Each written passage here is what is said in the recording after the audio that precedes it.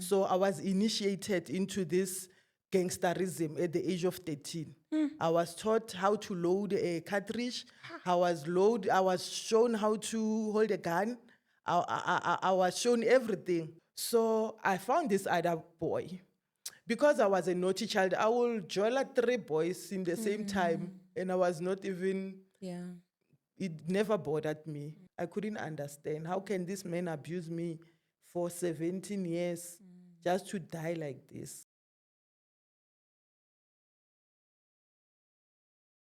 Welcome to the Safe Space Chats podcast with Madam Speaker. My name is Perseverance Maremeni, also known as Madam Speaker, also known as the CEO of Self-Love. If you're joining for the first time, welcome to the family of healing, self-love, and motivation. And if you're returning, thank you so much for the continuous love and support that you are showing us. We are recording live at Sun Studios, 7 Cedric Road in Sundervale. That's where we're at. We have a guest next to us. Our guest is going to introduce herself, and we're going to go straight into our episode for today. Hello, my sister. Hello, Madam Speaker. How are you? I'm good. How are you? I'm good, thank you. Please introduce yourself to the people at home. Okay, thank you, Madam Speaker. My name is Sophy Malaji, but I'm married to the Munyani family, but I married after my husband has passed away. I'm a mother, I'm a sister, I'm a child of God, and I'm a follower of Jesus Christ. Thank you. Okay, already when you introduce me, I have a question to say, how do you marry into the family after the husband has passed away? Who are you marrying? I'm marrying my husband. Yes, Your late husband? my late husband. What culture is that? Yo, Madam Speaker, you know things happen, because he paid some of the lobola, and before his death, he was supposed to finish the outstanding amount. So it happened that he passed away. So, because, you can't do anything, especially if you want to proceed with whatever you want to proceed, you can't. They say your lobola letter is not valid, it's invalid. So we have this law where it says you should go to the Home Affairs and make an appointment, and you'll be interviewed, and after the interview, that's when you'll be regarded the permission to register your letter. But for me, it happened in another way. I had to go through a court order that cost me almost more than 15K through the lawyers, because when the husband passed away, you'll be accused that you killed their son. So that's how I went through what I went through. Yeah, no, I think that's one thing that a lot of people don't know, Hori. When you get married, you must be ready to be called a killer when your husband passes away. Exactly. If they pass away before you. So, but then now you got your marriage to be registered as you were married to your late husband? To my late husband. And then you became a widow? I became a widow. I got into a marriage that does not have divorce because I married someone who already passed away. So that's allowed in South Africa? It's allowed, my sister. These are news to me. Yes. Yeah. That's what people, they don't know. But can I start my story from the beginning? Let's go into the story why you wrote to us. Yeah. Yes, thank you, Madam Speaker. Thank you for welcoming me. As I said, my name. I lost my dad when I was 11 years, and my mom was not working. Only my dad was a sole provider. So life was hard, I grew up in Winterveld. It's a ghetto. Yeah. It's a ghetto, that side of Mabopane, Soshanguve, but I grew up in Winterveld. So life was hard. So at the age of 13, I met this guy from school. We fell in love, and it happened that along the way, when we are still doing the Mjolo thing, he broke my virgin. He's my first boyfriend. He broke my virgin at the age of 13. So it happened that there was this guy, the older guy, who was a boyfriend to his cousin. The other day they came and they find us standing on the road, that Mjolo thing when we were growing up. So he came along with the niece, but I didn't know them. They were new in our location. So the niece, you call it Twaga. He Twaga my boyfriend, and the niece was older than me. Okay. He said to my boyfriend, "You are no longer dating. This Mjolo thing is finished. This one is my girlfriend." Also, he snatched you away from... He snatched me. And because The guy, you couldn't say he's older because he was baby-faced, he was pretty, and just like that, we started this Mjolo thing. Unfortunately, I didn't know that where they come from, they were from Bloemfontein. They were gangsters. I didn't know. So I was initiated into this gangsterism at the age of 13. I was taught how to load a cartridge. I was shown how to hold a gun. I was shown everything. By your So I boyfriend? was initiated into this gangsterism by this boyfriend and his uncle. And initiation is the same thing. There are rituals that you have to go through. For them, it's sex in one room. The uncle will bring the girlfriend and the niece will bring me. We are in one room, we're having sex there, and you are shown how to load a cartridge, how to hold a gun, how to breach a gun. That's some of the things that I went through. So I thank God because the relationship only lasted for a year. Due to circumstances that his other uncle, his older uncle, he raped me. You know? Yes, he came and he said to his niece, you are too young to have a girlfriend here. I'm taking this girl to her home. But I didn't know that he was gonna rape me. So as we were walking, he took me to the bush. He raped me there and he strangled me to a point that my throat, this part of me, was blasted. You see, blisters were everywhere. Yeah. So because I think the niece knew that what his uncle was capable of, he came looking for me. And because he raped me and left me there, he thought I was gonna die the way he strangled me. But unfortunately, fortunately for me, I couldn't die. And I had to find my way home because it was in the middle of the night. So this boyfriend of mine, he found me and he said to me, what happened? Because he knew what his uncle was capable of. I told him what happened. He said, this guy, he's not going to stop this. You have to get him arrested. Yes, the next morning we went to the police station, Luatle police station. So when we get there, they took me to OD hospital. They do all the tests and everything. We came back. When we get to my place, I was tired. We slept there under the tree. The case went nowhere because he was never arrested because this boyfriend of mine, her mom, from Bloemfontein, she was political. She was known. So she went to Luatle and buy my case to throw it. It's her brother. Yes, it was her brother. And she knew that her brother is capable of doing all these things. So because, when you are from a poor background, nobody in my family supported me, because I was rebellious. I was a naughty child. Can you imagine starting dating at the age of 13? Already you are not sleeping at home. I will experience things where they will rob people in my presence. I will hold gun for them. I was part of the gang. Sure. We did all those things. Were you going to school? I was going to school and I was a bright child. I was an A student, I was a brilliant child at school. I was doing well. I was passing. In the morning, he will capper me home and wash, go to school. I was passing very well. I was, those marks, 87%, I was the one. But because of the family background, when your mom is not working, because I think the other thing that took me to the street, my mom, after the passing of my dad, she never worked in her life.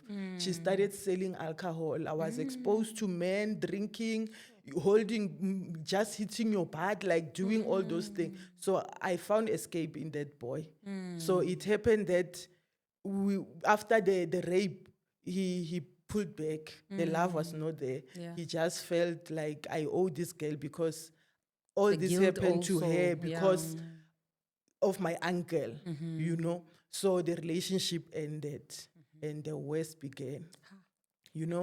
I started being that child. I will go around from this boyfriend to that one, still going to school, still doing all those things, So I found this other boy.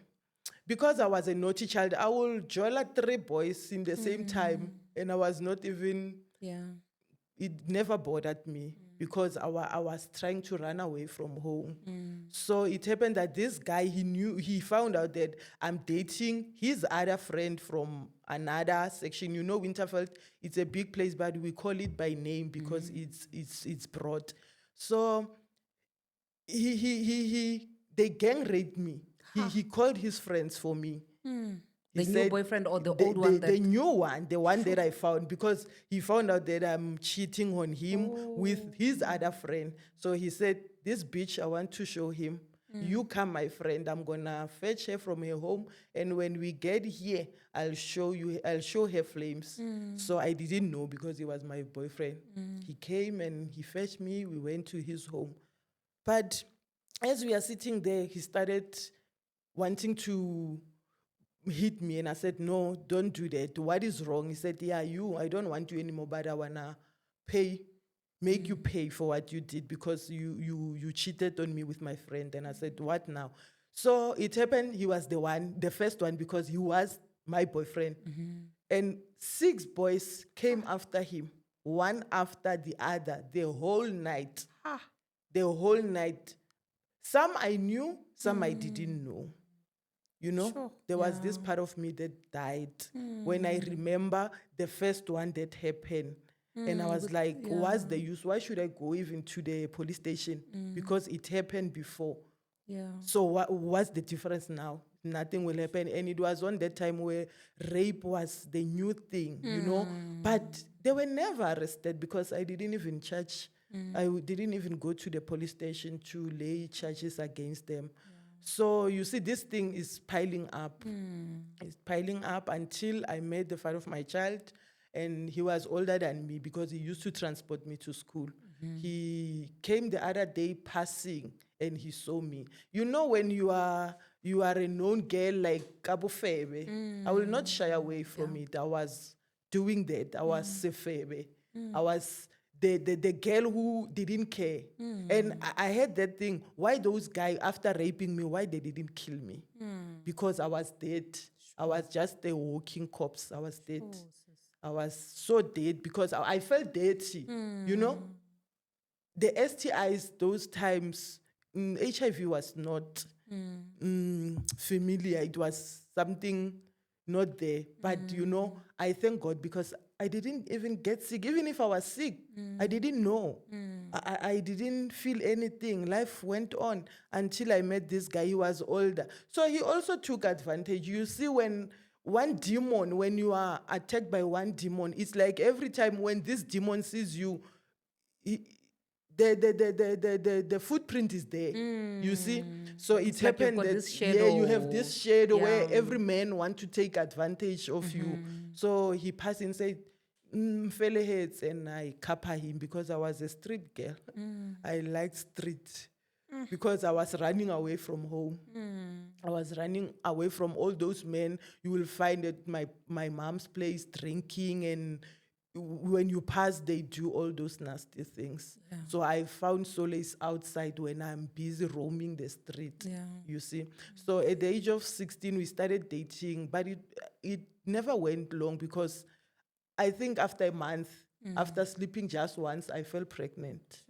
And I didn't know because it was my first time. And when months were going, first month, he noticed because my breasts were starting to show and everything. And he said to me, you are pregnant. And I said, what? I said to me, yeah, you are pregnant. And I said to him, how do you know? He said to me, I know. And I have a solution for you. I want you to go and do abortion. And I wanted to do abortion because I thought if I kill my child, I'm going to keep this guy. Gave me money. I went to Marabastad. But as I was walking, and I said to myself, no, I can't kill my child.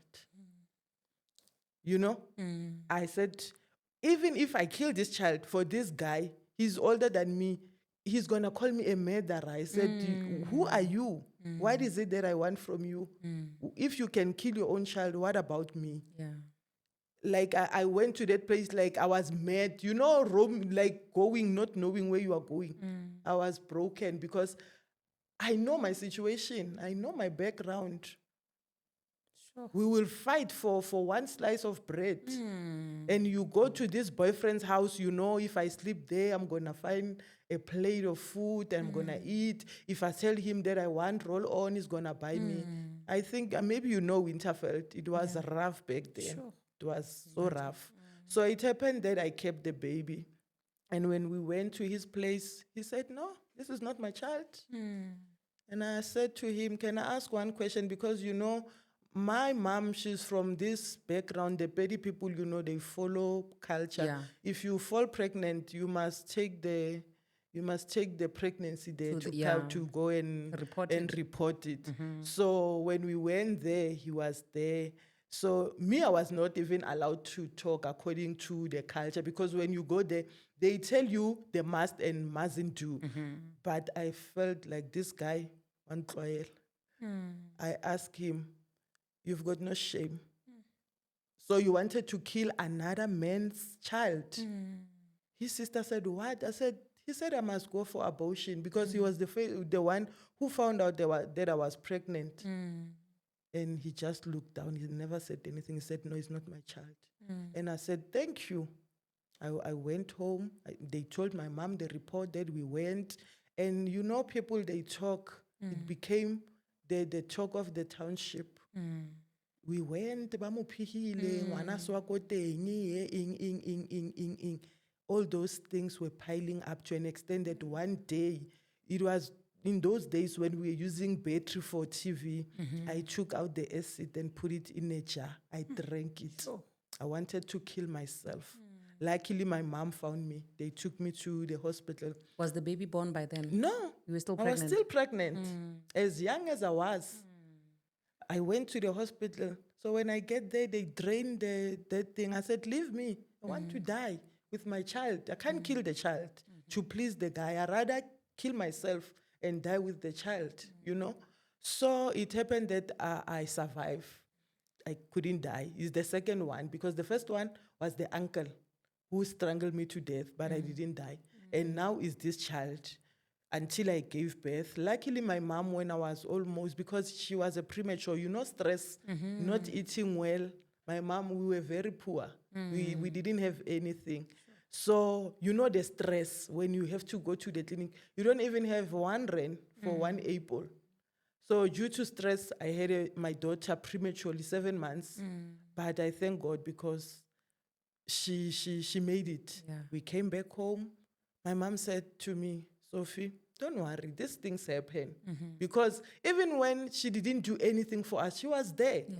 She was the mother. But I believe she was also lost. You know, when you lose your husband, things people know, because she's buried, it's 1 year, she's fine. I think she was also lost. I say it because I went through widow, the stage of widow. I know how it is to be a widow. And me, I was 40. My mom, she was 32. She was very young, left with 3 children, not working to provide for them.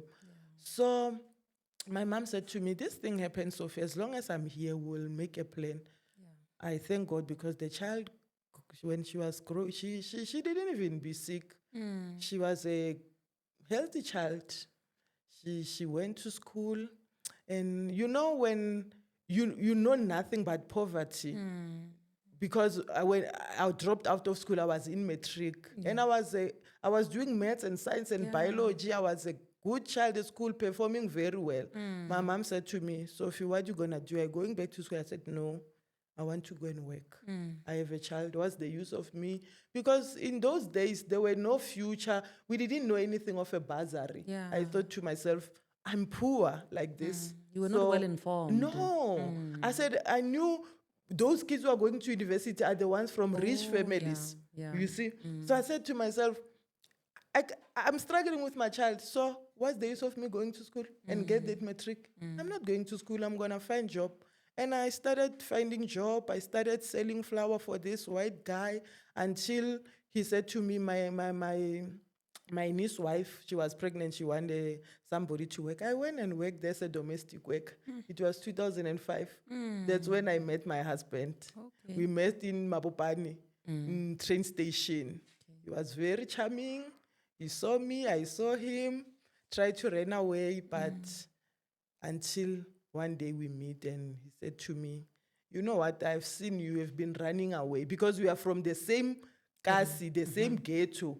But during that time, had you already changed the lifestyle that you were living after the baby was born? Yes, Oh, because okay. after I had my daughter, I had a conversation with myself.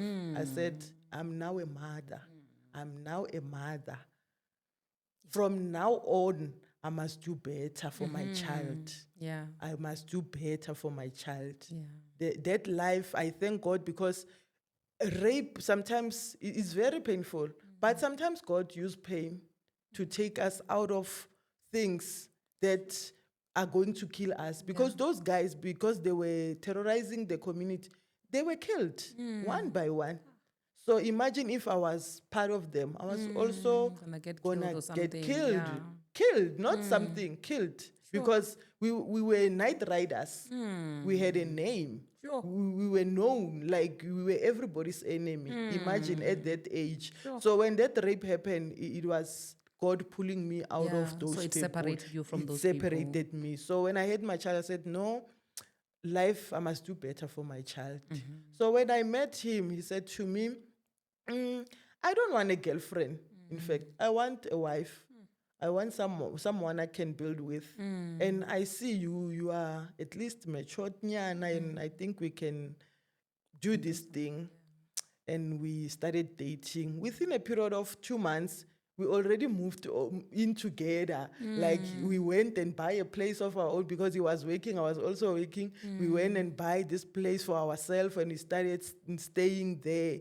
But you know, we always looking for something. He was looking for something. I was also looking for something.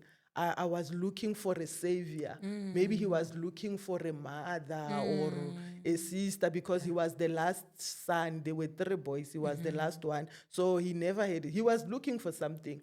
Me, I was looking for a savior, somebody who will save me from my poverty, someone who will take me out of the situation. And wash away the shame. And that wash comes away with the it. shame because I had a daughter. And you know, if you meet this guy and he loves your child, like he wins you over. Like he will take my child and put him on his arm and you see. So looking at those things, I said, I met somebody who can he did take care of me. With that child, I was not even pregnant for him, but he was doing all these things for my child, but he was very abusive. Very abusive. Like physically? Physically abusive. He will go and drink. When he come back, like it will be war. Not fight, but war. Like Russia and Ukraine. It will be war. Were you fighting back? That time, because it was a new thing, I will just block, you know. You can't fight back because you are surprised. What's happening now? Who is this guy? You see? But it will be war. And then next morning, he can't even remember. It will be sorry. And when that war started, I was pregnant. They said the child can either put you together or separate you or break you apart. So I was pregnant. So when I wanted to move away, I found out that I was pregnant. And I said, where will I go with this child? Now I'm pregnant, the second child. And this guy, he took me from nothing. He even made me quit job and said, no, stay at home. Because he was doing everything, you know.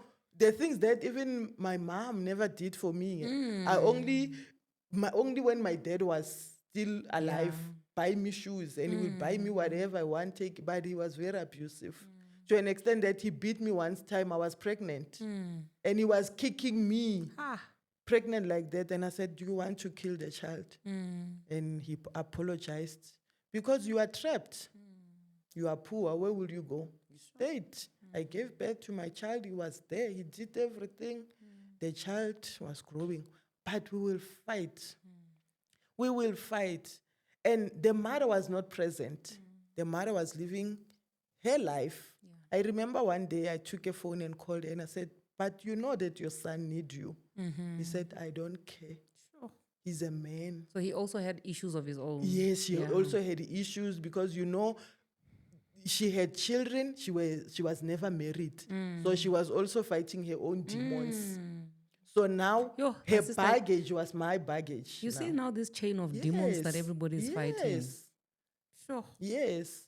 So she said she's a man.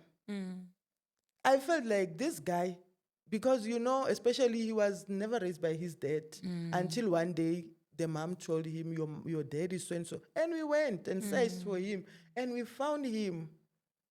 And you said if this person, at least if he can find his dad, Maybe life he'll will be be better, better. yeah. But life was never better. I stayed with that guy for 17 years until we had another child, our second born. The first one, his name is called. So I said, I give this child this name because I want peace. But peace was never Yo, there. my sister. Peace was never there. Yeah. Until he paid my lobola in 2010.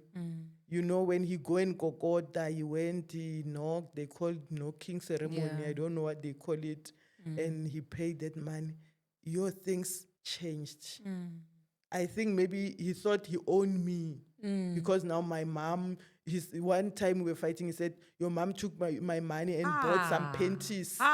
So you are nothing. It got worse. It got worse.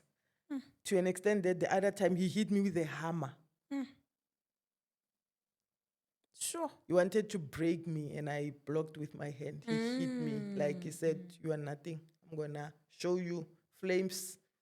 So when does this abuse end? Does it ever end? It never ended. It ended the day he was taking his last breath. It never ended. Like he was so abusive to an extent that it was protection order after protection order. When somebody is punching you like a punching bag, you end up wanting to fight back.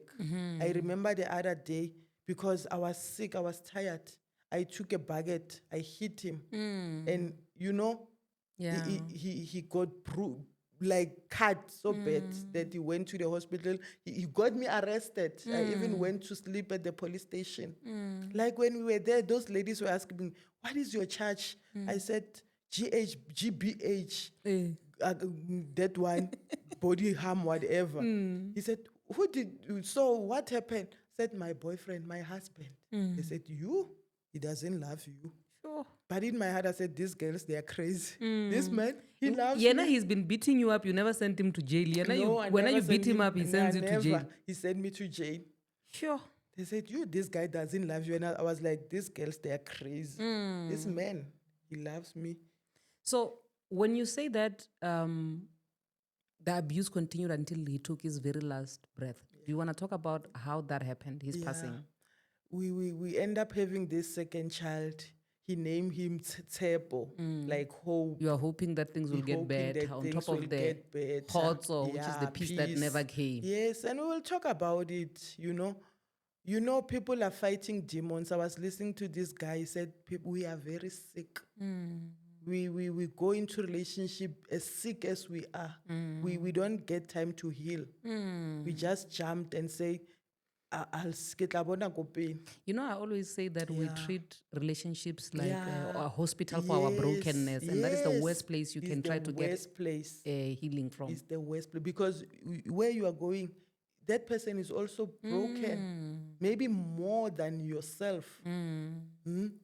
So it happened that after this child, my son, he started saying, no, I want to, because you end up being tired. I wanted to be out of the relationship. I tried everything. He went to rehab, but he couldn't stop. Yeah. We went for counseling. We went for psychologists, psychiatrists, eating pills. Because I was depressed, he was also depressed. And we are raising kids. We are fighting in front of the children. They see us. That guy, he was that person where when you fight, you see the cupboard, he will take it and put it down. You see the fridge with whatever is there, he will put it down. He will put it down on the floor. Doesn't matter what's the glasses or grocery or whatever, we will smash everything. So it was that bad? Yeah, he was that bad. And tomorrow he said, I'll give you money. To go and replace. Go and replace. It was that life. Sure. But I wanted to be out, but I didn't have a background. If I said, if I go from here, where would I go? We are counting years, yes, 10 years. 13 years, 14 years, 15 years. It happened around 15 years. That's when the relationship with his mom started. They are now Rebuilding, rebuilding now. Life, I thought life will be better. So he stopped the beating. He started now the insult. He will insult me in the middle of the night. You know the abuse, the way it was so tense. If the police van will enter my street, they will tell my son that we know it's going to your house. Like even at night, if you see the blue light, people will know.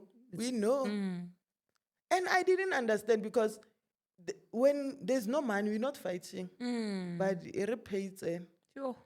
it was like show off. You know, if a man find you on the street, like finding you with nothing, because I don't have a brother, I'm a middle child, both my sisters, the old and the younger one. So he took advantage that there's no one who'll defend her. I'm gonna do whatever I want. And I stayed. When I think of the poverty that I come from, I stayed because I see cheese. When it clocked to him, he will clock to me. I will go and push trolley. But I knew that I'm staying for this trolley. But inside I was dying. I tried to reach out to so many people. But you know, if you are there, you are abused, but you'll stay. You'll stay. You'll stay. Sure. Until the relationship with the mom started being better and stuff. So he changed from beating to insulting. I will be called Muloi, which you want to kill me, you the killer. I said, I don't have any murder in my name. If I wanted to kill, I was going to kill my child, but I couldn't kill. I don't have that guts to kill. So how can I kill you when you are my husband? You are father to my kids, these beautiful boys. And you know our kids, no matter how much you'll be abused, they will always stand on the father's side.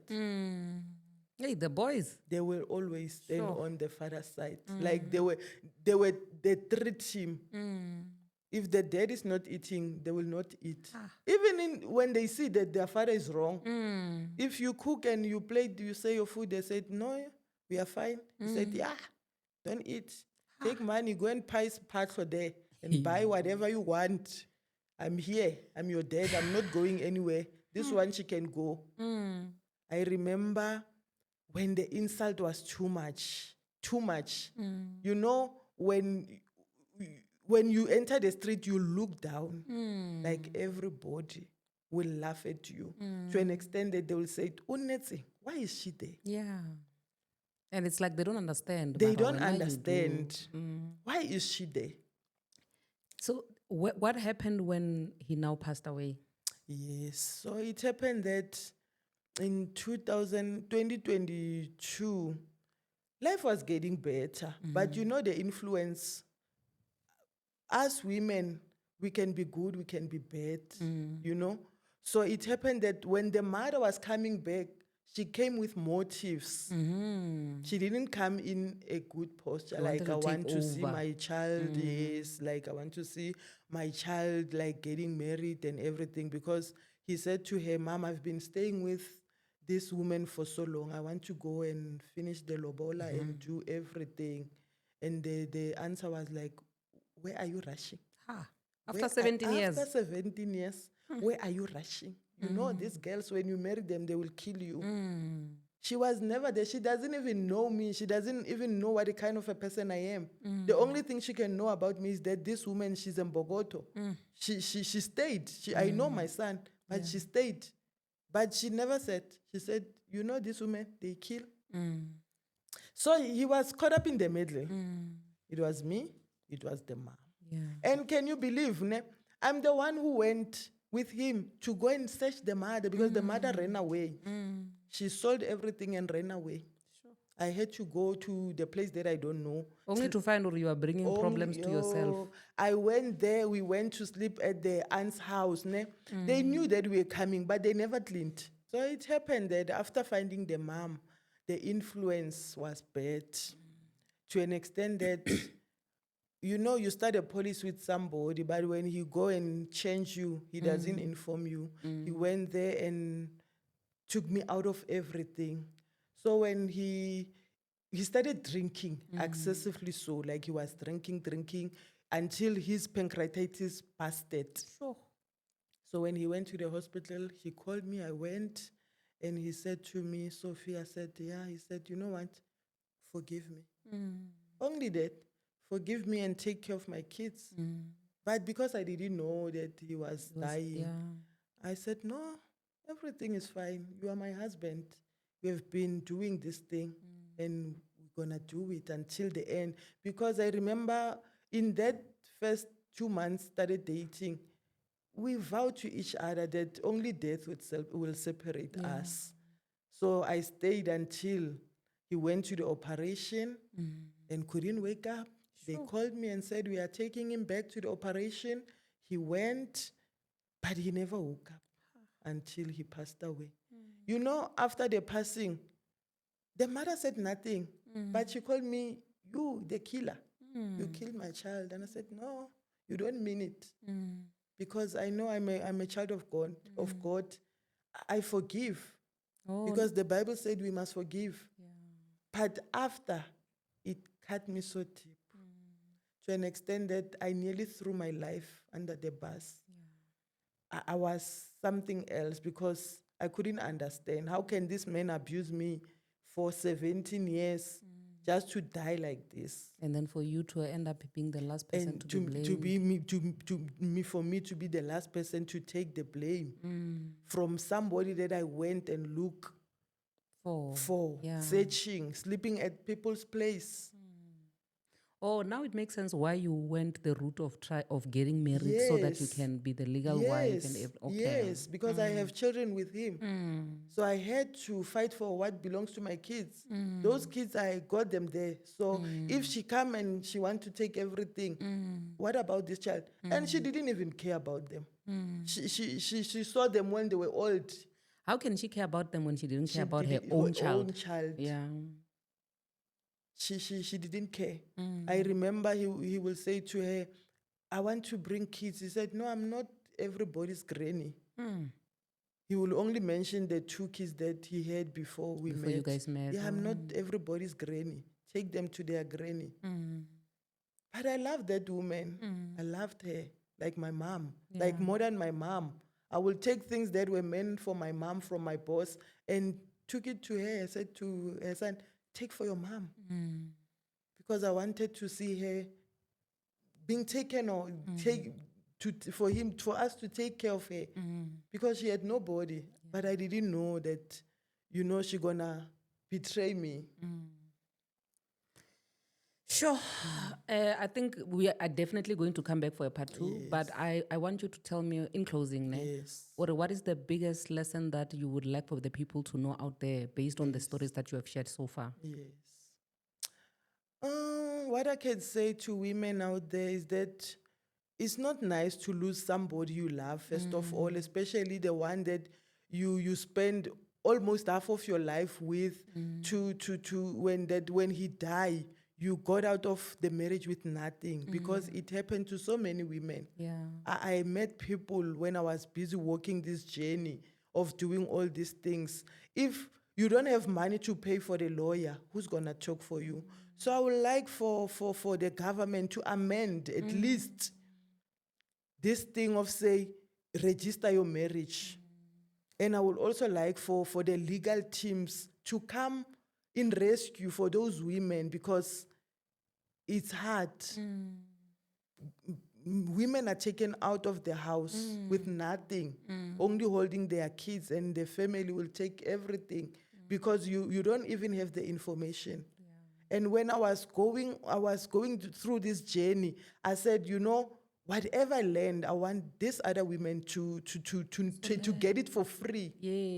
To get it for free. Me, I got it with tears and scrambling. But I wish if the government can do better. Oh, my sister. Yes. You are such a blessing, You are such a blessing. Thank you so much for sharing this, because even for me, it's new information, and I can imagine all the women out there who are actually going through everything that you went through, and they didn't even know. They didn't even have this information that you are sharing. So I just want to say thank you so much for sharing this information with us. And you're going to Yes. change a lot of lives. Yes, I hope so. You are definitely going to change a lot of Yes. lives. For me, I came with obedience. I said, Lord, where you send me, I will go. Sure. Thank you so much, my Yes. sister. Where do the people get you on the socials? Do you have social media? I don't have. I'm that, you So know, they the must old get you school. via us. Yes. They must reach out to us I'm to the get to you. old school person. You know, I have to come out of everything just for my sanity, for my peace of mind. I'm sure in part 2, I will talk about it, like loving social media.